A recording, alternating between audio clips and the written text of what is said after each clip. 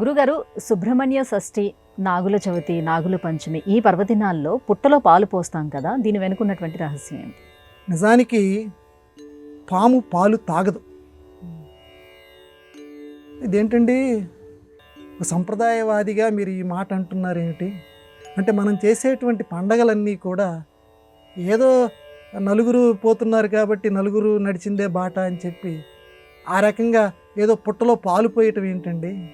1 litre పాలు, ఇంత ఖరీదైనటువంటి పాలు, ఆ పాలు తీసుకెళ్ళి ఆ పుట్టలో పోయటం ఏమిటి? ఆ సుబ్రహ్మణ్య షష్ఠి నాడో నాగుల చవితి నాడో పాము పాలు తాగదంటున్నారు కదా. నిజానికి అక్కడే కనుక పాము ఉంటే అది బుస్సని బయటకు వస్తే నిజంగా ఎవరిని తట్టుకోగలరా? నిజంగా ఆ పుట్టలో కనుక పోస్తే అది పాము అక్కడ లేదు కనుకనే ఆ పుట్టలో పాలు పోస్తున్నాం.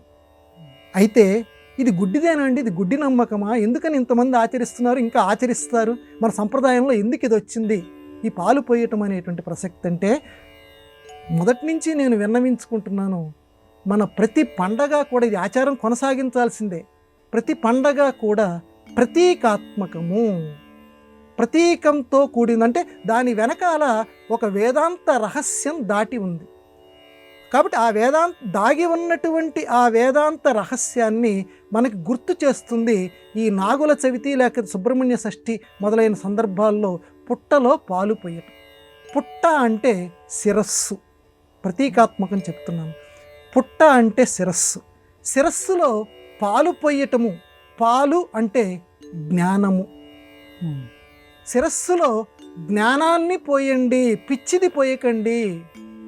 జ్ఞానం, పాలు అనేటువంటిది జ్ఞానానికి ప్రతీక.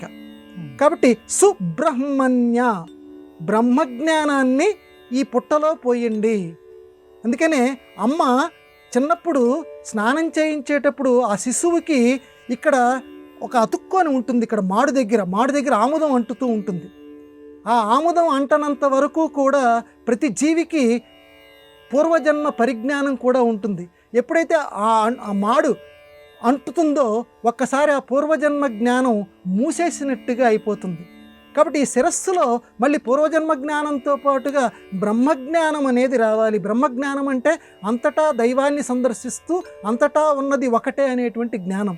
ఆ జ్ఞానాన్ని ఎప్పటికప్పుడు ఈ శిరస్సు అనేటువంటి పుట్టలో పోయండి. పాలు, కాబట్టి హంస పాలని నీళ్ళని వేరు చేసి పాలు మాత్రమే స్వీకరిస్తుంది. దాన్నే పరమహంస అంటారని చెప్పి రామకృష్ణుడు ఇలాంటి వారి పేరు పక్కన మనం పెట్టి మనం పొగుడుతూ ఉంటాం, రామకృష్ణ పరమహంస అని. అలాగ పాలు అని అంటే జ్ఞానము.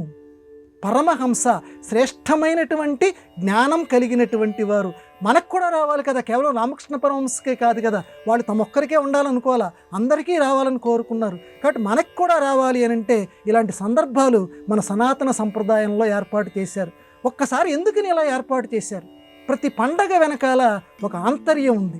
పుట్టలో పాలు పోయటము అని అంటే నీ శిరస్సులో జ్ఞానాన్ని నింపుకుంటూ ఉండు, బ్రహ్మజ్ఞానాన్ని నింపుకుంటూ ఉండు, ఆయన సుబ్రహ్మణ్యుడు అని చెప్పటం ఇక్కడ ఉద్దేశం. అది ఆ రకంగా అర్థం తెలుసుకుంటే, ఎందుకంటే ఇది చెప్పలేదనుకోండి, పుట్టలో పాలు పోయటం ఆచారం లేదనుకోండి, వాడికి ఎప్పటికి తెలిసి వస్తుంది? ఈ ప్రతీక ఉంటే ఏ అమ్మైనా ఏ నాన్నైనా బిడ్డలకు చెప్తారు, ఇదిగో దీని వెనకాల ఉన్న రహస్యం ఇదిరా అని. అందుకని మన సంప్రదాయాలు ఇంత గొప్పవి, వాటిని అందరూ ఆచరించెదరుగాక, ఏ ఒక్కరూ ఈ సంప్రదాయాన్ని మానకుండా ఉండెదరుగాక.